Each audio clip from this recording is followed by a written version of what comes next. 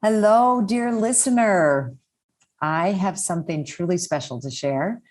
It's an exclusive invitation to join me in Mexico for an intimate and luxurious 3-day retreat along the beautiful Pacific coast of Zihuatanejo, taking place the weekend of the spring equinox, March 18th through the 20th. There's also an optional day to stay through the 21st for some special ceremonies that are happening in the area for the equinox. But the retreat itself is the 18th through the 20th, really an opportunity not to be missed.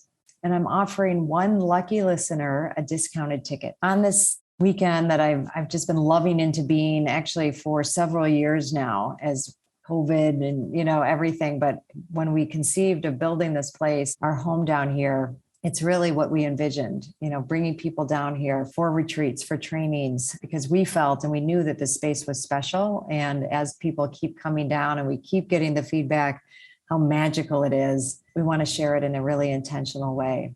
Be working with the 4 elements, earth, air, fire, water, the metaphors of the season. We'll set sight on a new vision for our mothering journey and creating a deeper connection to self and Mother Nature. So to win a discounted ticket, rate and review this show on Apple Podcasts. Screenshot it and DM it to me on Instagram at Dr. Gertrude Lyons. And remember, the most important thing to mother is yourself. Give yourself permission to take a retreat this year. And besides, who said mothers can't go on a spring break? I'll see you there. This is a Soulfire production. Welcome to Mother. No, it's Mother. Welcome to Mother, the show where we can explore our inner mothers to actualize our greatest selves. Through interviews with incredible guests, live coaching sessions, and my own experiences, we're going to dive deep into embracing feminine values and reparenting ourselves. So be prepared to show up, hold space, and be mothered in a way you never have before, but have always needed. It's time we rewrite the Mother Code. Today, I welcome Bridget onto the Mother podcast for a live coaching session. Vulnerable, always doing live coaching on a podcast. So we really dive into, what it means to recontextualize the mess inside of us, and how do we turn what we mistakenly call a mess or the clutter, inside into the beautiful opportunity that it is to know ourselves and to let go of the mistaken beliefs that it's a mess, but it might be our pain, our wounds, things that we keep hidden away, behind closed doors because we're afraid if we show it, we might lose the people close to us. And there's also the unknown. What does it mean to open the doors to the unknown of what we've hidden away? What a beautiful journey that is and can be once we embark on it. Because without looking inside, and I don't even want to call it like cleaning up, but exploring and maybe putting some things into their proper places, but really being aware of what's there behind closed doors really brings so much possibility and awareness. And it helps us to stop from looking outside of ourselves for who we are and our choices and decisions. We want to go from an external locus of control to an internal locus of control. And that's what we work on together in this session. So join us. I hope you can co-voyage and learn some things for yourself. And let's do this. So, hi, Bridget. Thank you so much for coming on this afternoon and being on my show.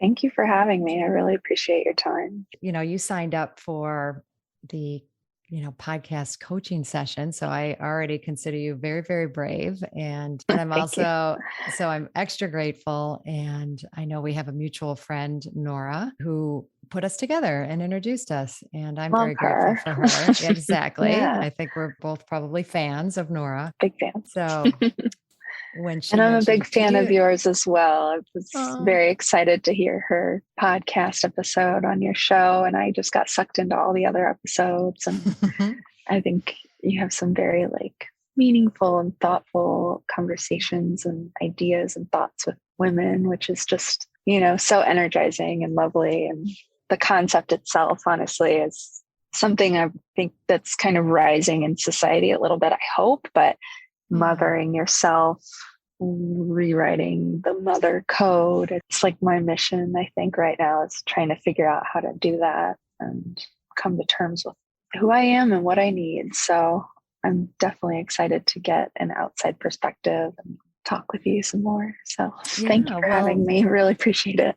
That's a beautiful lead in, and I appreciate it. It's very humbling, but thank you. And what I love about these and the coaching sessions is it's all about you. And it's, my goal to serve you in some way, and that you can walk away with new awarenesses, new perspectives, something that will really support you in your life. And as you, listened, you saw that there's generally themes about mothering ourselves, but we're open to talking about anything, right? So whatever is kind of on your heart or mind, or something that you'd like, to kind of dig into a little bit or get some support on in our time together, what would that be? I've been thinking about it a lot, and different ideas have popped up throughout listening to you. And, I've been big into audiobooks and podcasts for a while, but I think like right now in my life, there's been a pretty consistent theme of something that I've been trying to work on in myself.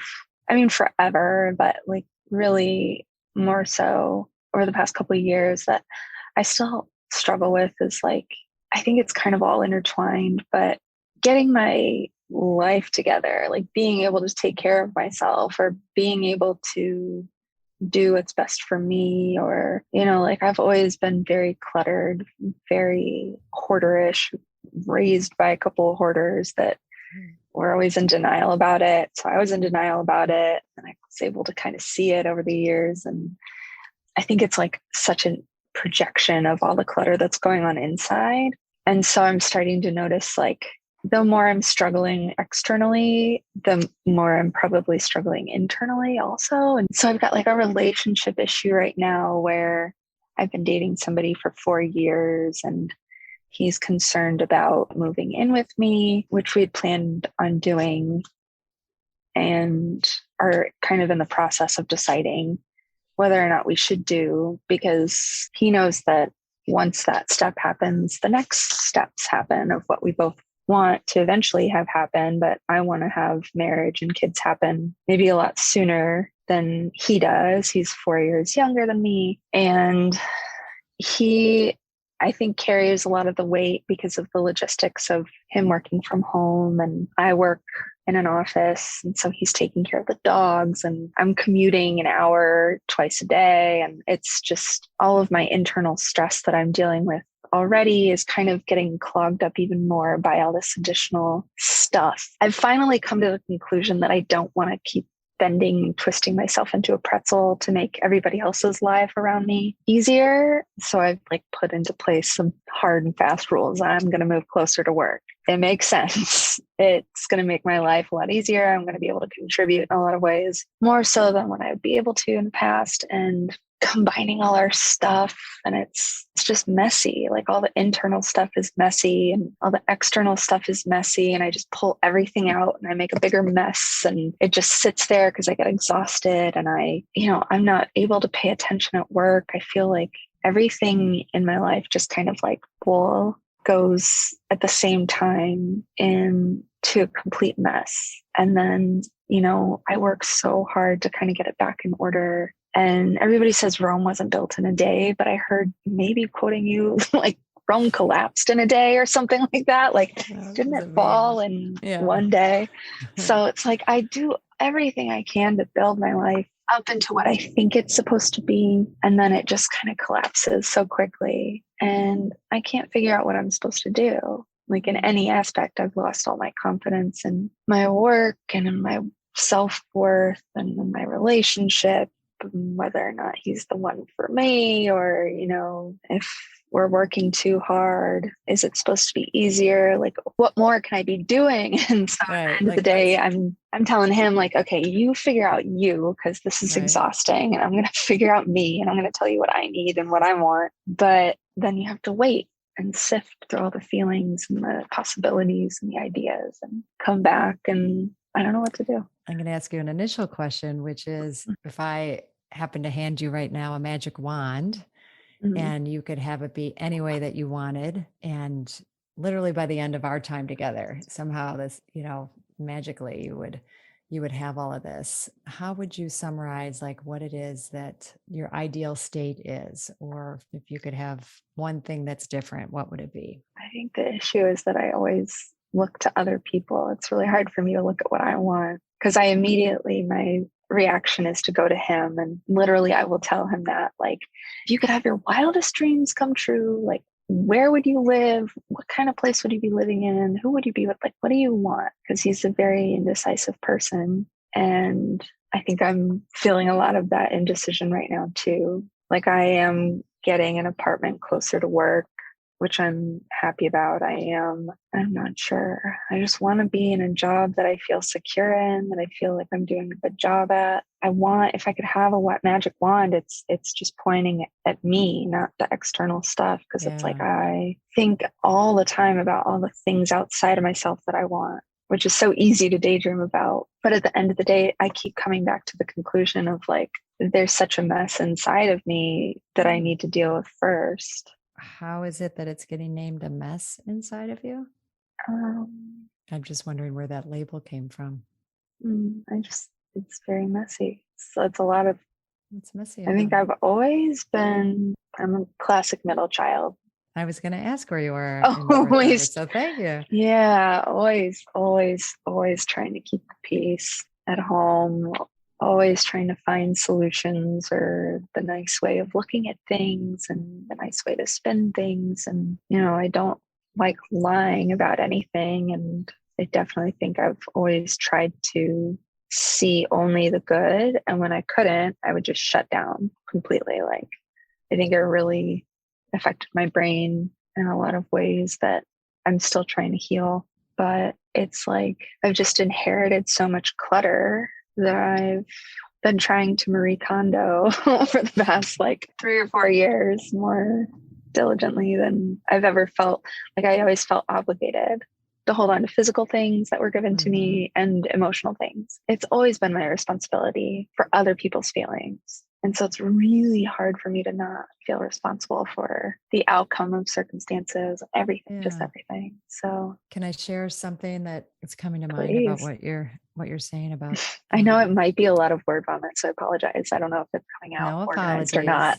You're doing beautiful. And this definitely is not about being organized. This is about flow, and you're letting flow. And then I can orient you to some meaning and aspects of it, because this, inheriting the clutter. But I wanted to go to where you said, it's been my job to take care of those around me, to be the peacekeeper, to always, kind of be the one that makes everything okay in the family. Is that accurate? Well, that was something little Bridget did in her upbringing to create safety for herself. It was very wise childhood behavior that worked for you at the time. And I don't know your whole history. I don't know what the atmosphere, was in your family, but you're alluding to a lot of clutter. You're alluding to absorbing a lot. And it was like a tornado. It was like an absolute internal. I'm still trying to slow it down some now as an adult. It's just chaos. Bipolar mother, narcissistic father, a lot of money, power struggles, a lot of egos, and just screaming, not physical violence coming towards us or anything, but definitely like just the violent energy. So it's like, like never ending. So you're this little being that doesn't have the skills, capacity, wherewithal to deal with that, in any kind of, healthy way. But the healthy way that we do is, we adopt behaviors that we believe keep us safe in that environment. So you're doing everything you can to keep the peace. And whether that was absorbing it, whether that was, going in between mom, dad, siblings, all of that to make everything okay. We want to start by having a lot of compassion for her, because if we just now sit here as an adult, like, oh my God, I still have this behavior and it's terrible and awful. And if I only like look at it as a mess, or something bad that I just need to like get rid of, it would be dishonoring, of your little girl. And we want to be with her and go back. We can do some comforting, soothing, like bringing her to consciousness and light. Maybe we'll even do a little of that today, but we definitely want that to be part of your journey with this, because she was really smart and really brave. And, you're sitting here today because of the behaviors that she put into place to compensate, cope, and deal with. We just realized then as an adult, we can learn new behaviors where our survival doesn't depend on, making peace and making everybody around us okay and happy, if we can get to that, or any level. But we think that wiring was so strong, and it was so ingrained in there. We think that that's our only way to deal with, upset, chaos in our life until we learn new ways. Right. And you sitting here today is telling yourself you matter, and work that you've been doing on yourself is something you couldn't do as a child, but now we get to kind of unravel. It does entail us kind of going into some of those spaces and feeling the feelings that weren't safe enough for us to have at that time, because it sounded like it was, you took on the strategy of absorbing a lot, holding on to a lot, but it wasn't safe for you to express. Everybody else was kind of doing that. So you held pretty tight. Think like everyone else was always right. I just wanted everyone to feel like their feelings were valid and that they were right. And that, like I would just sit back and try to be like, everything's fine. Everything's fine. You guys are great. Everything's great. And I've always kind of done that. I've always wanted everybody else around me to feel heard. Mm-hmm. But what about you? Yeah. And your feelings. So weird. And it's like, I want the tools that I never got through the people that raised me. And I want to learn how to try and go wherever I need to go in order to address myself and try to heal things. But like, how do you navigate your own self and go into something that you wouldn't have thought about if not for something like this? Like, exactly. Unless you're out with a glass of wine and some girlfriends and they're just feeling like going down some dark hole, you're like, there's so many other things to talk about. And so there's very few spaces where people can see you or pull things out like this, I feel, or in my life at least. So how did you feel when I said your feelings weren't acknowledged? What you had to say wasn't valued? I mean, that's me in a nutshell. I feel like I've always had to kind of, like, as I got older, I feel like I did, even as a middle schooler, but like as an adult, I continuously have to fight for my thoughts and opinions and feelings. And I still get ignored. And in my family, it's like you have to scream and shout or be on fire in some kind of an external way in order to be heard. Like they don't listen to words. Nobody in my family listens to just words. They've always got their own agendas and everything. So it makes sense. It's something I've always known, but maybe there's different aspects of it that still need to kind of be explored, because I am thankfully I've learned over the years to make sure that I'm only in a relationship with and around people who are capable of listening without screaming and shouting or, pulling out your hair or anything extreme. But then one trip back home or one phone call from mom, and all of a sudden you're like, what? Why does my brain like feel like total chaos? Why am I so angry right now? And why do I constantly have to fight for just being heard or respected in the slightest sense? You'd say like, I like the color blue. And they'd be like, no, you like the color green, remember? I'm like, oh, okay, well, like, I know you remember that. Just really simple stuff. Like you have to hold their hand through every little thing. And so I'm grateful I'm in a relationship right now where I have somebody who's receptive and trying to grow themselves too. But I feel kind of like I'm back in it a little bit where I'm holding hands and trying to say, how do you feel and stuff that it takes a lot of energy. My battery is kind of draining. Well, it's super draining to be holding other people's feelings and value more than our own, and trying to keep the peace is. Hi, I'm so excited to share with you my 2024 Spring Equinox Self-Mothering Retreat that's happening this March 2024. And I would love for you not only to consider it, but to attend. But in considering it, hey, just knowing that you would be leaving cold weather, if that's the space that you're in, and coming down to just magnificently beautiful, warm, nourishing place of Zihuatanejo, Mexico. Zihuatanejo meaning land of the goddess women, and coming to really take time for yourself. Okay. And that I am learning more and more isn't just a nice thing to do or something extravagant or something selfish. It's essential. And I really want you to take it seriously, to consider, just think about what would it take for me to go. It's a 5.5-day retreat, getting from where you are, getting there, landing there, and then being in a space that is all about you. It's all about nourishing you. It's all about tuning into you, using everything around us, the nature, the food, the beautiful people, the rituals, ceremonies. I bring it, we really bring it. And we go deeper and deeper as the days go on, and we release, we let go, we bring in what is nourishing, what is empowering, what is that space of just really divine feminine energy. And we do it in the community of women. It's not for everyone. I will be honest, if the idea of leaving and not making it work, or it's just too hard, not for you.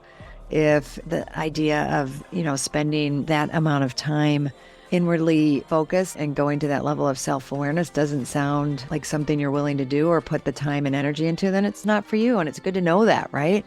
So this is for people who are serious about what it means to mother themselves, what it means to take time for ourselves, and that gift and what that gift can bring to us. It was originally right after my fall retreat. It filled right up, but now some people, it turns out, are not able to come. So I do have a handful of openings. And if you're listening to this and you're willing to take that step, please reach out to me.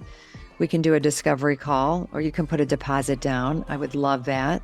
And you can do that by going to my website, www.drgertrudelyons, DrGertrudelyons.com. Go to events, and there you go. It'll all be there. There's a beautiful page there for you to explore.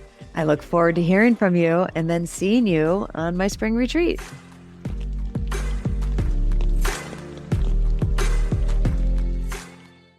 Massively energy draining. When I work with people in the training, when we talk about emotions, I'm always asking people to orient to 5 primary emotions: fear, hurt, anger, sadness, and joy. So it sounds like your family upbringing, the way you're describing it, is there was a lot of irresponsible expression of emotions. And so emotions got a bad rap. And I saw your face. Other people can't see it when I name those emotions. I was like, all of those emotions except for the joy. That was like, they were all so sad. And then joy. It's like, we had. Right. So this is something, this is part of the journey, is to reacquaint ourselves, like get back in touch with those as like the pure beauty of those emotions. Because when you live in an environment and are inundated with them expressed irresponsibly, they're just bad. Like, as your face expressed, they're negative, they're bad, but they're actually not. So I want to, kind of break, at least have the consideration there to consider that they're all powerful. They're all beautiful in many ways. Pragmatically, they all serve a function for our, not just our growth and development, but literally like in our lives. We're feeling machines, we need every one of them for our survival. Honestly, like there's none of them that we could cut out and say we can live without that, because they help us navigate our life, right? So we never want to get rid of fear. We don't want it to run us, but fear keeps us safe. It helps us to stop walking in front of a bus. Yeah. And, it's very practical in many Yeah. ways. And it can be a beautiful signal when, something's not right or I have fear. Okay, let me go explore that, see what it is. It's when fear takes over as an emotion and we lose our sense of our higher functioning, and it just becomes the overwhelm of fear. Yeah. But we can learn to navigate that. I just want to introduce the concept and orient us to these 5 emotions, because as we can start identifying those in our life, they give us a structure and a framework to all the things that you were talking about around job and talking with family, navigating the relationship. But really, it's about your interior. This is getting to know you through your emotional states and your emotional self. So when we can, in any moment of stress, name what we're feeling, it helps bring us back to presence. It helps us re-engage with our frontal lobe, our higher functioning, our Yeah. reason, right? So it's Yeah. very practical, pragmatic, but it also has that power to help us show what matters to us, help us, like care about things, to feel. So I know I just said a lot about all of these, and I see your Yeah. mind Because is I going feel like places. So I'd love to hear your reactions. Yes. I've been training myself for so long since college to recognize and acknowledge anger, because that's been something that I've struggled with and really had to confront in so many areas of my life, every area Also, of my life. how I was just so angry. Like I would walk down the street, I'd want to break things, and I was just like filled to the brim every second of every day for like weeks from my mom. And I don't think I've let my anger come out about my dad yet. And that's something I'm still trying to like get to, but it came out more easily for my mom. And how was it it for was you to awful. to I mean, once I was able to name it, I literally went to some free clinic at my college and they were like, oh, like, we would love to talk to you, but first, can you practice naming these emotions? Like, can you go for a week and every day try to name 3 emotions on this sheet of paper filled with a list of emotions? And I was like, what are all these words? I can't imagine Let's stick to 5. associating. Yeah. It was so wild. Like, I didn't understand what it was for my whole life up until that point, that I could associate so many things to these words on Mm. this paper. And so I kind of like had to practice pointing out all these things, and it helped so much. But then I guess I forgot about all the other things, like the fear. Sadness is pretty easy. That's basic one. Happiness is pretty basic, but all of these like living in constant terror kind of ones are just newer. So I don't think I've had it at the forefront of my mind to really give myself, not that I want to sit in it anymore, but if I need to sit in the fear, I don't even know how I'd do that. Like anger is so easy. Somebody else is bringing it out of me, I feel like, for the most part. And Well, then I that's can what look we back think, at right? myself and say, Yeah. like, okay, I'm angry because I can't control the situation, or I am not being heard, or I feel out of control, or, all these things. But they're so closely associated with fear too. Well, they are, and it's something I also wanted to name here, Bridget. I'm hoping kind of like setting some of this context is helping. I want to give some frameworks to put all this, because when I said at the beginning, I called the awareness that you were calling like what's going on inside a mess. I really want to, one of my, thoughts or visions for you is that you see, everything that's rumbling around and, working inside you, is that our emotions, as messy as they are and can be, are also beautiful, right? They're this beautiful part of you. But when you were talking about anger, it's okay to, like, you can kind of like latch onto that, but the fear, oftentimes when we're aware of feeling the anger, almost always what we usually has happened before we're in touch with the anger is we felt either hurt or afraid. And as you said, some of the things that you were saying, I could hear that in you, that something happened that you felt hurt, or something happened where you felt afraid. And then, we can sometimes not acknowledge that first, instance. And we just think we're angry, but there's really a lot more kind of leading up to that happening. How does that resonate with you? Yeah.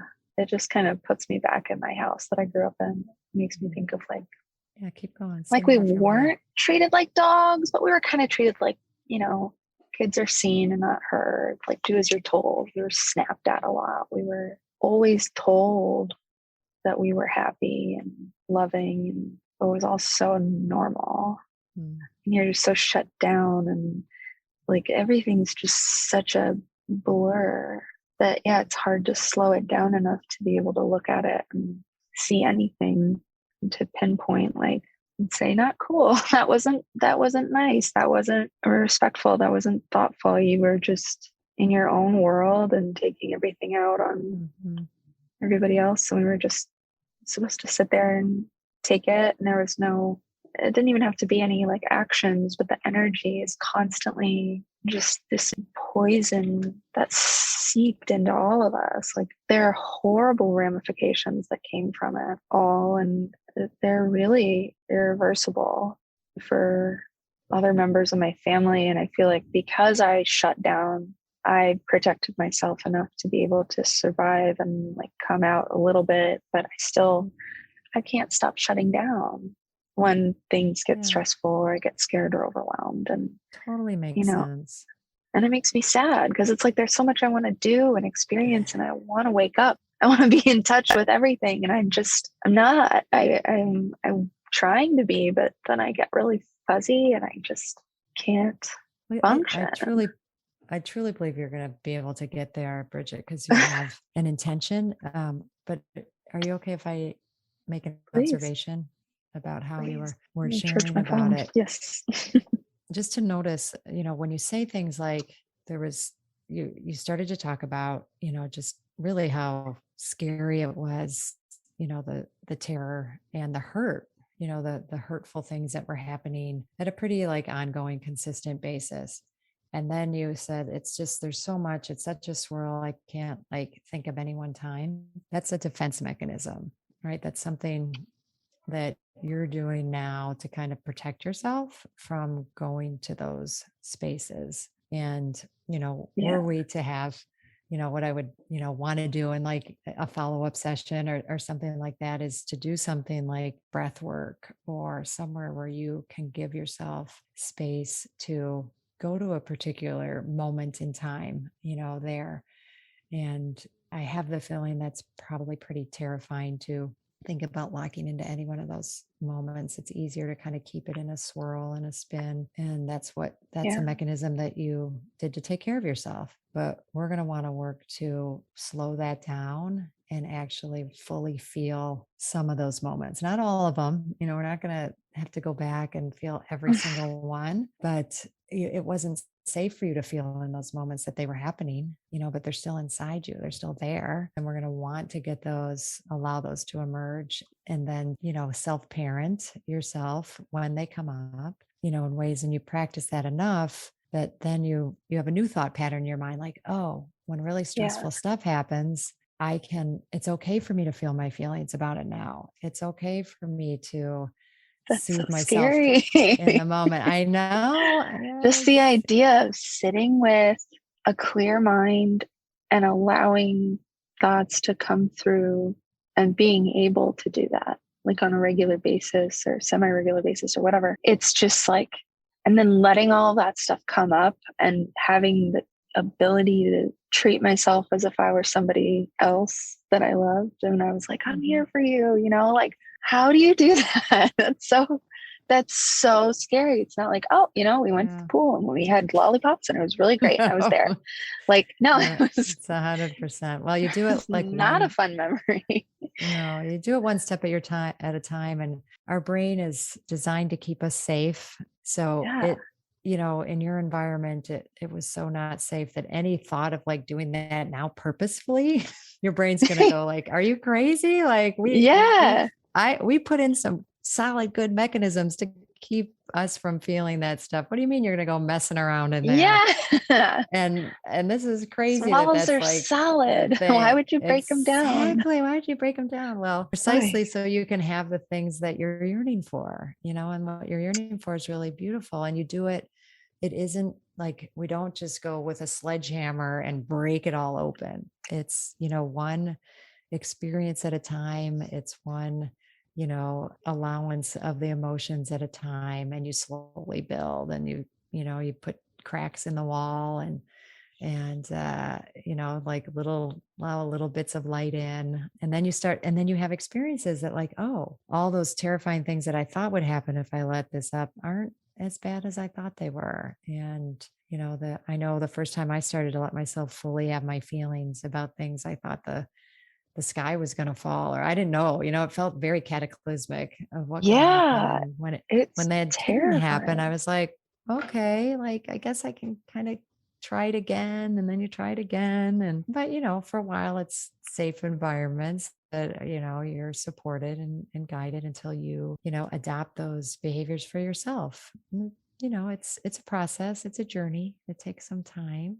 And that's why we have, and something else that we would work on is creating a vision for yourself. Because if we don't have this bigger vision, like, what I started you orienting to you at the beginning, like, well, I want to have a sense of valuing myself. I want my choices and decisions to come from within me and not look outside myself. I want to take as much care of myself as I do other people and give myself, and value myself as much. Like that's a vision to orient to. Like, okay, well, if I want that, then, I'm going to take some steps. That's the only reason we would do this crazy thing, that I'm proposing is if, unless it was going to, lead you to the places that aren't yet available for you and that you really are deeply yearning and hungry for. Does that make sense? It's just Well, so much. It's so much. It's like, exactly. Like it's wild. it isn't that like I said, we're just kind of opening a door of possibilities here. And, Yeah.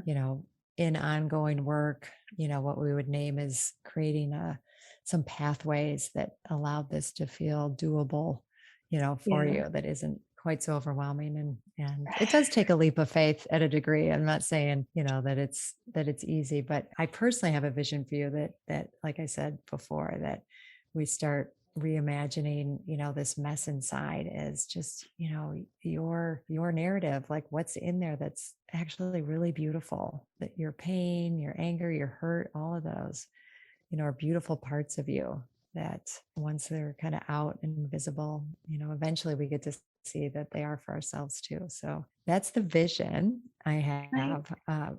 What do you think? I like it.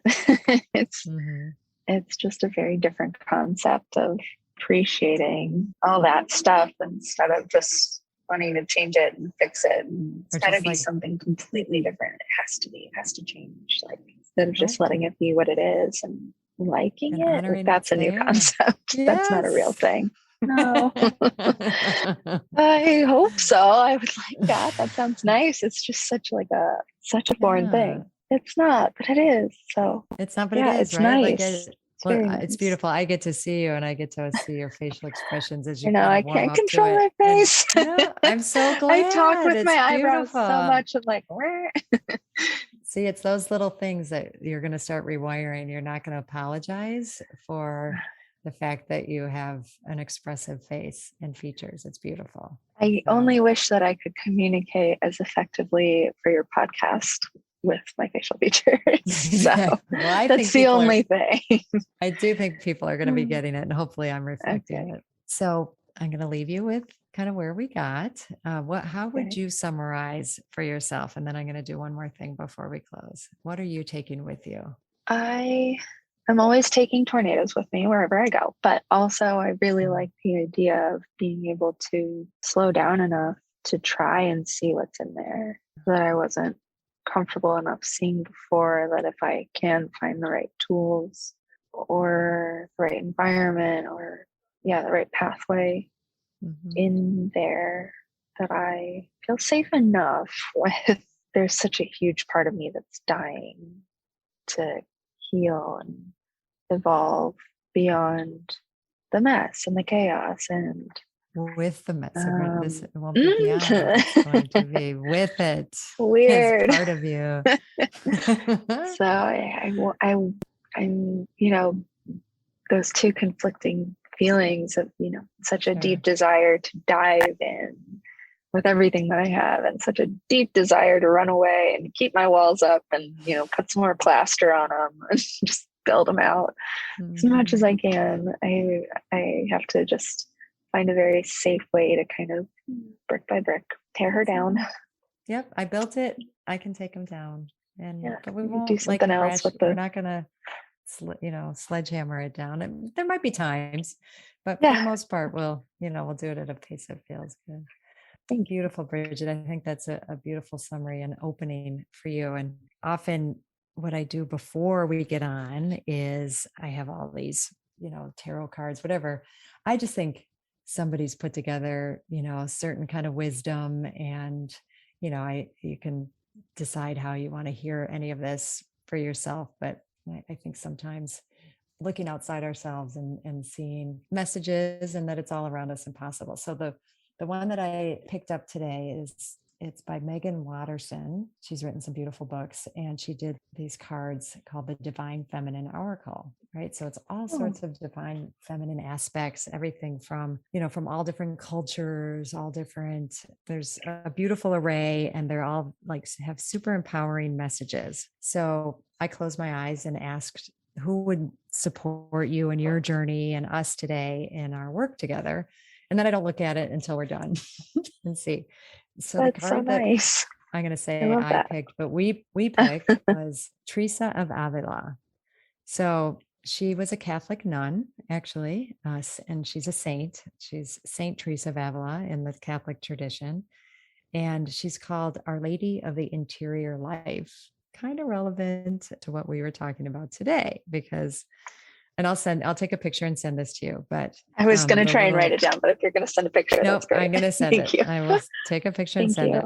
I trust the answers I find within me. I know that the presence of love is real. So I could probably just say that, but there's a really nice write-up about, she was just this amazing woman in the 1500s, right? When women weren't really allowed to be powerful, but she was, and she had this beautiful relationship and a very mystical relationship with Christ. Okay. So you don't have to resonate with that specifically, but just the fact that she was on this very deep journey for herself. She had visions, all sorts of things. Some things that it says when you pick this card, she knew intimately about this spiritual wealth, she calls it, we all possess and have access to if we're willing to go inward.